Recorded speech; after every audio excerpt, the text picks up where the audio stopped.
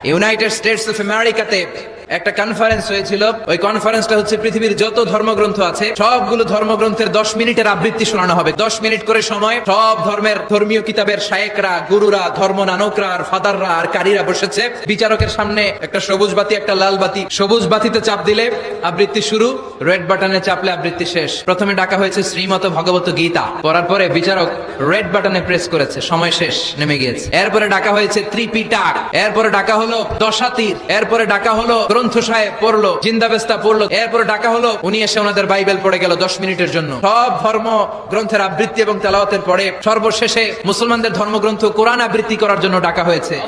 এসেছে মিশরের কারি আব্দুল বাসিত ইবনে আব্দুস সামাদ, পাতলা একটা চাদর আর জুব্বা পরে চলে এসেছে মাইকের সামনে। এসে আউযু বিল্লাহি মিনাশ শাইতানির রাজীম বলে টান দিয়েছে। উনি সূরা ফাতিহা পড়তে সময় নিয়ে নিয়েছে 13 মিনিট। শ্রীমত ভগবত গীতাওয়ালারা হাততালি দেয়, সময় শেষ, কোরআন গেছে। কিন্তু কি আজীব তামাশা, বিচারক তো লাল বাতি চাপে না। আব্দুল বাসিত কয় এই তো সুযোগ, বিচারক যেহেতু লাল বাতি চাপে না, আমি আরেকটা সূরা ধরি। উনি কোরআনের সবচেয়ে সুন্দর সূরা আর রহমান তেলাওয়াত শুরু করলেন। উনি উনার গলায় আল্লাহ যত সুর দিয়েছিলেন সব সুর, দরদ, আদর ঢেলে দিয়ে সুরের ঝংকার তুলে পুরো কনফারেন্সকে মাতিয়ে দিলেন।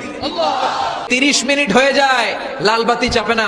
এদিকে অর্গানাইজিং কমিটির প্রধান চেয়ার থেকে উঠে এসে বিচারকের গায়ে ধাক্কা দিয়ে বলে, এই ম্যান, লাল বাতি চাপোস না কেন? ওরে ধাক্কা দেওয়ার পরে বিচারক ভূত দেখার মতো চমকে উঠছে। কি? হ্যাঁ, লাল বাতি।